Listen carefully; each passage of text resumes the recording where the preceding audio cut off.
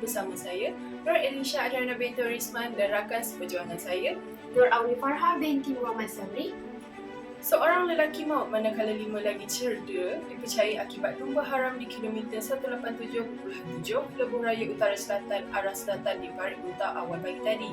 Nas jara itu telah merupakan mangsa berusia 20 tahun di tempat kejadian akibat kecederaan parah di beberapa bahagian badan. Manakala 5 lagi yang berusia 16 hingga 26 tahun mengalami kecederaan. Kesemua mangsa yang cedera telah dihantar ke Hospital Taiping dan Hospital Parit Buta.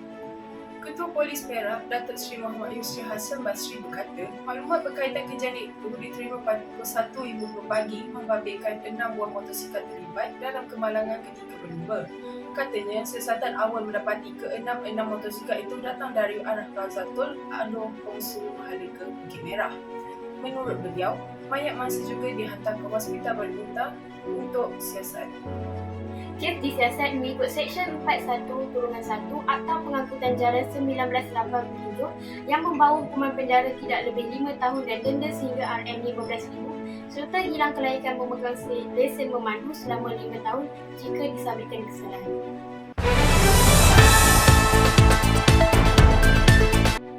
Lumba haram adalah satu bentuk perlombaan bermotor yang diadakan di jalan raya awam tanpa kebenaran daripada pihak berkuasa.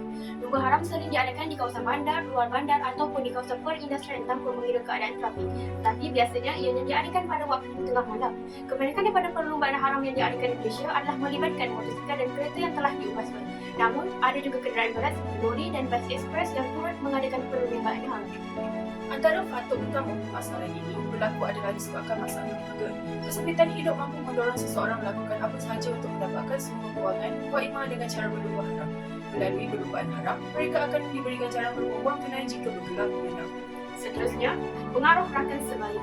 Rakan-rakan akan mencabar seseorang untuk melakukan perlombaan haram dan mereka akan mudah terpengaruh untuk melakukan perlombaan haram untuk menunjukkan kehebatan diri. Seterusnya, pengaruh rakan sebaya. Rakan-rakan akan mencabar seseorang untuk berlumba haram juga menyebabkan mereka mudah terdaya untuk menyertai perlombaan haram bagi menunjukkan kehebatan mereka. Akhir sekali, pengaruh media massa. Media massa elektronik seperti televisyen, telefon dan sebagainya banyak menayangkan drama dan filem yang memperlihatkan babak dan aksi perlombaan haram yang menyebabkan para remaja mudah tertarik untuk melakukan aksi tersebut. Antara kesan daripada lumba haram kepada diri dan orang lain adalah yang pertama, menyebabkan kemalangan maut terutama di kalangan pelumba haram motosikal. Yang kedua, menyumbang kepada gejala keruntuhan moral dan maksiat di kalangan remaja.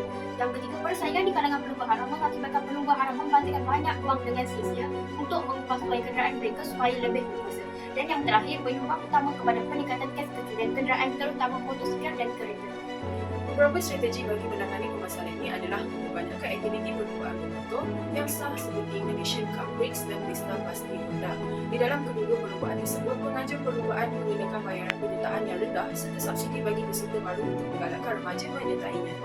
Seterusnya, memperbanyakkan rondaan serta pemantauan oleh pihak polis. Untuk membolehkan pihak polis mempantas gejala lumba haram dengan lebih berkesan, pihak polis perlu disediakan kereta ataupun motosikal yang lebih laju dan lebih berkuasa kerana selama ini pihak polis hanya dibekalkan dengan kenderaan seperti motor dan juga kereta yang tidak berkuasa tinggi dan sukar untuk mengejar pelumba haram. Selain itu, mengadakan kempen pemanduan berkhidmat di sekolah dan kawasan tempat awam dan akhir sekali memasukkan undang-undang yang lebih ketat serta hukuman yang lebih berat terhadap masalah lumba haram.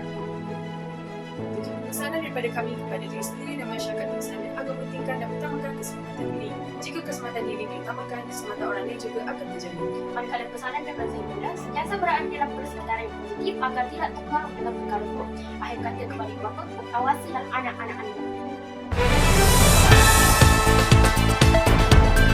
Baiklah, dengan itu sekian berita pada hari ini. Saya Nur Auli Farha binti Muhammad Sabri Dan saya Nur Elisha Adriana binti Risman. Semoga kita berjumpa lagi di berita akan datang.